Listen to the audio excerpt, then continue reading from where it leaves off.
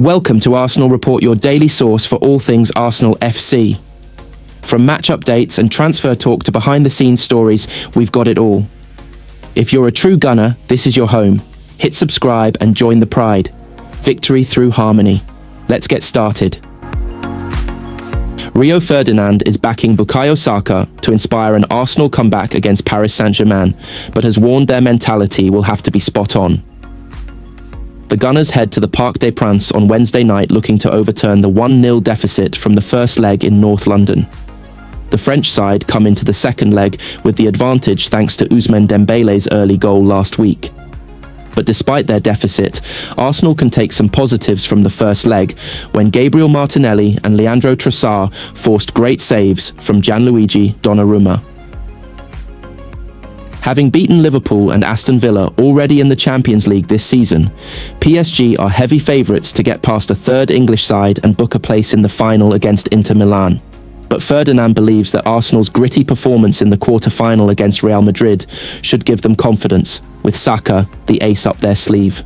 Speaking on his Rio Ferdinand Presents podcast before Inter's dramatic 4-3 win over Barcelona, he said, "If there is a team who can go to PSG and win, it's Arsenal. I don't think it's about ability at this stage. I think it's about mentality and belief. In Bukayo Saka, they've got a match winner who can turn the game on its head. There's positives there, but if the mindset isn't right, they will get smoked, I'm telling you. The problem for Arsenal is PSG are a proper team. I don't think they're invincible, but they've been the best team in the Champions League. If you're a football purist, you want the two most attacking and free teams in the final.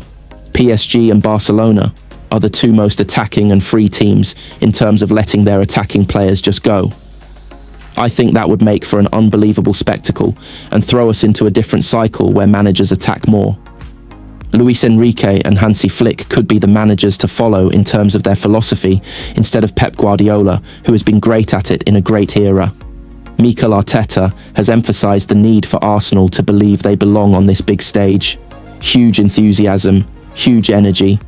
We are a day away from being in the Champions League semi-final, in one of the most beautiful cities in the world, against a great opponent. It doesn't get much better than that, he said, when asked how his players could do it. We are here to make history, and we have a big opportunity tomorrow. We bring a result that gives us so much clarity about what we have to do. A lot of learning from the first leg as well, and how small the margins are between the two teams. The result, in my opinion, should have been very different to that one. So tomorrow, another opportunity to prove that and earn the right to be in the final." Asked if his players belong at this level, he replied 100%, "I think that's how you have to embrace and take the game, to make something special. As we said, to win the final of the Champions League, you have to do something exceptional throughout the tournament." German referee Felix Zweier will take charge of Paris Saint-Germain and Arsenal's Champions League semi-final second leg. The two teams meet in the French capital on Wednesday, with hosts PSG boasting a 1-0 advantage from last week's first leg at the Emirates. Zweier, 43, will be calling the shots at the Parc des Princes as both sides vie to reach the final in Munich on Saturday, May 31st. But the referee, highly rated by UEFA, has a tainted history. As a young official in 2005, Zweier accepted a £250 bribe from fellow referee Robert Heuser. Zweier served a 6-month ban, while Heuser received a 2-year, 5-month prison sentence and was banned from any role in football for life. Fans might remember Zweier from refereeing England's Euro 2024 semi-final against the Netherlands. Jude Bellingham has also had a run-in with the referee, who took charge of Bayern Munich's 3-3 draw with RB Leipzig on Saturday. In 2021, Bellingham brought up Zweier's past during a post-match interview while playing for Borussia Dortmund. "You give a referee that has match fixed before the biggest game in Germany. What do you expect?" the England star told Viaplay. "You can look at a lot of the decisions in the game. For me, it wasn't a penalty. Mats Hummels, is not even looking at the ball and he's fighting to get it, and it hits him." Bellingham was subsequently fined £34,000 for his comments. Zweyer wanted a personal apology, telling Bild I would prefer to clarify this in a personal conversation with Jude Bellingham, and have offered such a personal conversation to Borussia Dortmund. For me, it's not about punishment, but about the realization that he went too far. I would accept a sincere apology. The statement deliberately creates the false impression that I did not referee the match to the best of my ability. It is personal, disparaging, and disrespectful. Even if you put yourself in the subjective perspective, which is marked by emotion, his statement is far from professional or factual. Arsenal boss Mikel Arteta will be hoping for no controversies on Wednesday as his team bid to overturn their first leg defeat. Arteta is optimistic that the Gunners can produce a famous comeback. The Arsenal manager told ESPN, excitement, goosebumps, wanting the day to arrive, the feeling of being very prepared, very convinced, and knowing that the opportunity is to play in a Champions League final. And when you get to that point, you have to give your life for it. Mikel Arteta has been told by Jamie O'Hara that he should be doing whatever he can to persuade Kevin De Bruyne to swap Manchester City for Arsenal when he departs the Etihad at the end of the season. De Bruyne, 33, announced last month that he would be leaving the former Premier League champions in the summer. It has since emerged that City informed the Belgium international that they would not be offering him an extension to his current deal, which expires at the end of June. The former Wolfsburg man has already been linked with clubs in the United States, but he has also refused to rule out playing for another team in England. And O'Hara says that pursuing a deal for the player, who has been City's orchestrator-in-chief during a period of sustained success, is a no-brainer for an Arsenal side who have failed to win the Premier League title in successive years. The former Tottenham midfielder said on Sky Sports, every team in the Premier League would take Kevin De Bruyne. If he is genuinely going to go, Mikel Arteta knows him. He should get straight on the phone and say, come and sign for Arsenal. We'll win the league with you. I'm going to sign a striker. I'm going to have you in midfield. We'll sort it out with you and Odegaard. They've got Champions League football. I would be straight on the phone, give him whatever he wants, get him in that team because he's a winner, he knows how to win, and he is still a top player. It makes a huge difference. De Bruyne has been open about the circumstances behind his City exit, including the details of how the decision was relayed to him. Intriguingly, he refused to rule out staying in the Premier League when the idea was put to him after City beat Everton last month. It came as a bit of a shock. I'm open for anything, including staying in the Premier League, he told reporters.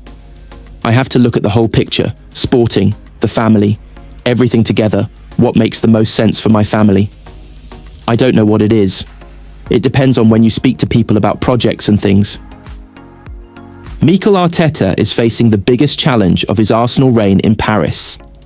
And for some members of his Arsenal squad, they are also playing for their long-term futures at the club. Arsenal trail French champions Paris Saint-Germain 1-0 from the first leg last week and face a huge uphill battle to turn the tie around.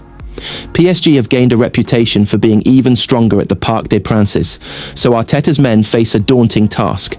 And yet, after beating Real Madrid in both legs, it is not an impossible one.